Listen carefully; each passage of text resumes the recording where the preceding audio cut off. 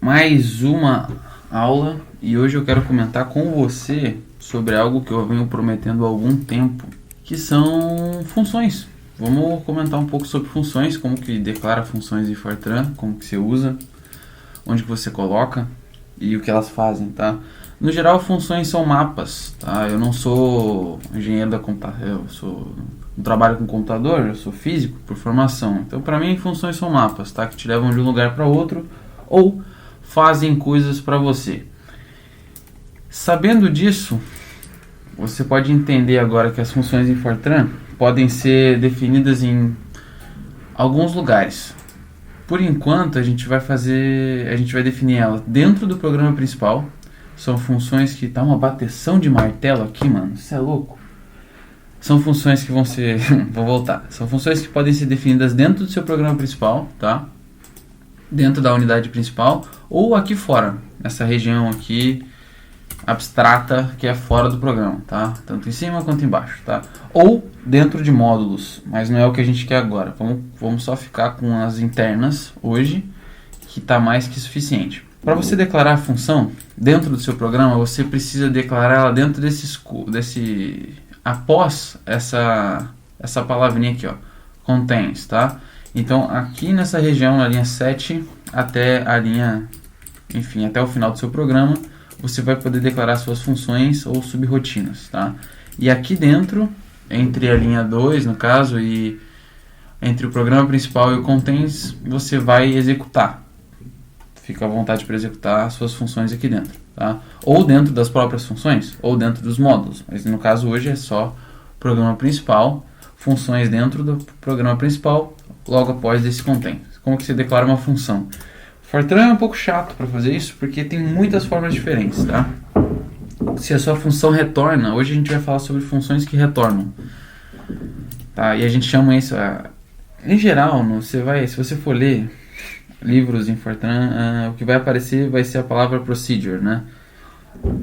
Que é diferente da função do ponto de vista matemático.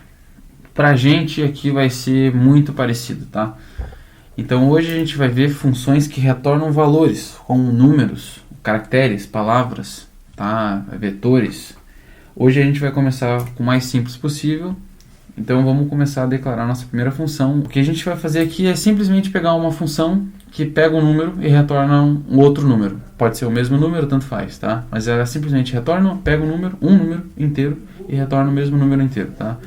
Para você declarar uma função, você cria o escopo da sua função, você escreve function, você dá um nome, full, e dentro dos parênteses você vai colocar os argumentos. Vamos botar v de variável, tá? Então as suas variáveis da função ficam aqui dentro, certo?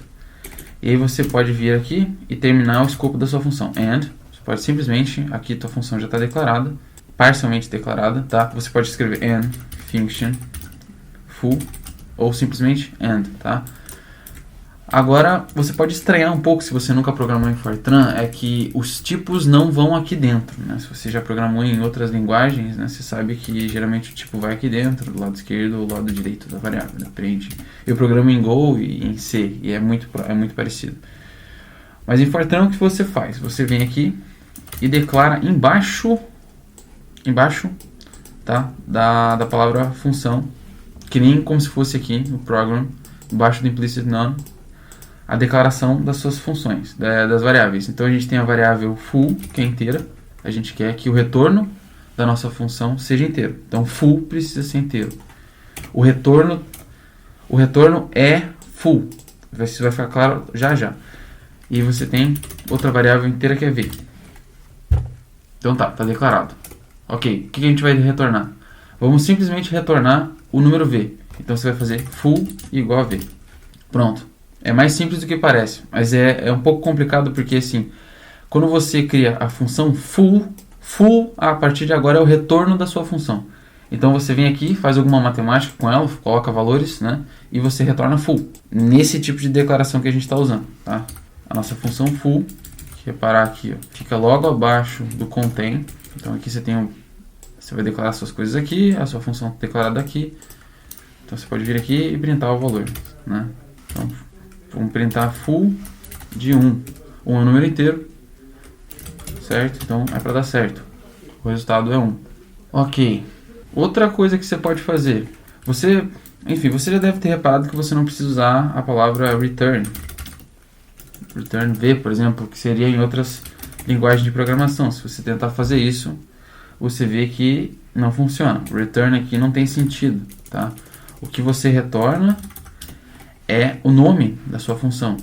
A variável full, que é inteira, vai ser retornada no final, tá? Então, nesse caso aqui, a gente fez full igual a V. A gente pode fazer full igual a 2V. Então, a gente vai entrar o número V igual a 1. E aí a função full pega o V, multiplica por 2 e retorna 2V. Então, o nosso print vai ser 2V. Está funcionando direitinho. Até aqui, bastante simples, tá? Não tem nada demais nessa função. Outra coisa que você pode fazer. Vamos continuar trabalhando com essa mesma função simples, porque existem várias formas de declarar essa função. Vamos declarar, por exemplo, você pode declarar assim, ó, integer function. E ao invés de chamar de full, eu vou chamar de bar. Ela recebe a variável v, ela vai retornar bar igual a 2v. E os meus argumentos são integer v. Repara aqui, ó, para e olha com alguma atenção essas duas funções, tá? Tanto a full quanto a bar. Qual que é a diferença? Tá? Nenhuma. Elas fazem a mesma coisa. Só que você pode declarar o seu resultado, que é o bar, nesse caso aqui, nessa função bar, como inteiro antes do nome. Então é integer function bar. Então você não vai precisar escrever, se você fizer assim, integer bar. Não precisa. É exatamente o que a gente fez aqui nessa função full. Elas vão fazer a mesma coisa. Ok? Então é para essas duas funções serem iguais. E é de fato, tá? Então ver aqui, ó. Vai retornar 2 as duas, ó. Esse é o nosso retorno. Então você pode ver que você pode escrever de dois jeitos a mesma coisa. Eu vou até trocar de nome. Vamos fazer assim, ó. Full 1, full 2.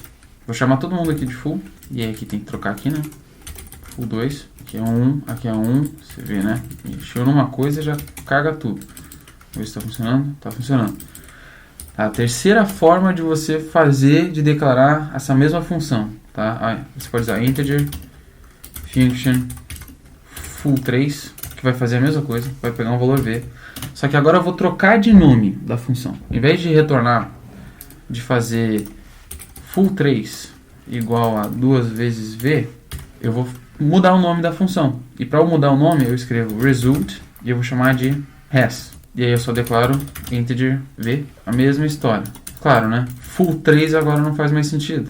Aqui nessa linha, repare. Então a gente está declarando uma função inteira que se chama full 3 e o resultado dela é res. Então res, que está aqui, é o número inteiro. E não mais full 3. Então aqui no lugar desse full 3, você usa res. 3 formas diferentes de fazer a mesma coisa. Então se você vier aqui, colocar full 3 de 1, também vai retornar 2. Ok? Então repara as possibilidades, né? Se você, você pode colocar aqui, né? Por que é útil esse res? Você pode colocar uma função aqui que de fato que tem um nome bem grande, que função que calcula, cálculo das raízes, sabe? Você pode fazer umas coisas bem bizarras aqui, botar uns nomes bem nada a ver, tá? E aí depois você coloca result igual a, sei lá, R. Ao invés de você ter que ficar o tempo todo manipulando a expressão full 3, né? Se a gente fosse fazer alguma coisa mais elaborada, você poderia chamar a função, né? Se fazer alguma coisa mais complicada com ela aqui, e aí você tem que ficar o tempo todo escrevendo full 3 ou escrevendo algum nome muito grande. Aí você vai lá, bota o nome menorzinho no resultado, tá tudo certo, tá? Ninguém vai te criticar por isso. Eu não sei o que eu apertei aqui. Então é basicamente isso para declaração. Você tem que tomar algum cuidado, claro? Tá. Ok, tem uma quarta forma, tá? Deixa eu copiar isso aqui, V4, e deixa eu botar full 4. Essa aqui vai ser rápido, eu juro. Olha para full 3 e para full 4. É a mesma função, né? O que eu posso fazer agora, de fato, né? É vir aqui, tirar esse inteiro, tá? E declarar integer rest. E aí aqui botar rest 2v e vai ficar tudo igual. Não vai mudar nada, tá? Só que aí ele me avisa, função full 4 não foi usada, tá? Então vamos usar aqui só para você ver. Full 4 de 1, tá? São todas as mesmas coisas escritas de formas diferentes. Todas são funções internas ao seu programa. E elas simplesmente recebem um número e fazem alguma coisa com esse número. Ok, eu não gosto de usar... Depende do problema, tá? Tem N formas de você declarar, dependendo da sua função, a escolha da notação você vai escolher, fica à vontade, tá? Mas no geral a gente não vai ficar usando várias diferentes, tá? Vamos ficar trabalhando só com essa full 1 aqui, que já é mais que suficiente, a gente declara todo mundo bonitinho, tá? E vamos continuar com mais alguns exemplos. Então, olha para full 1 aqui, vamos botar full de novo. Se você tivesse mais argumentos, você vem aqui e coloca V1, você pode ter o V2, por exemplo, né? V1 e V2, função que pega dois números, né? Pega V1, pega V2, então, por exemplo, V1 é inteiro, V2 é inteiro, tá? Full é inteiro, e o retorno da minha função, eu vou chamar de full mesmo, e vai ser V1 mais V2. Então, olha só, essa função pega dois argumentos, os dois são inteiros, certo? E o meu retorno vai ser 2 vezes V1 mais V2. Então, pode ser 1 e 1. Então, a resposta vai ser 3, né? Só substituir, parabéns, tem 3. Nada muito elaborado, certo? Ok, a gente tem que tomar alguns cuidados com as funções em Fortran.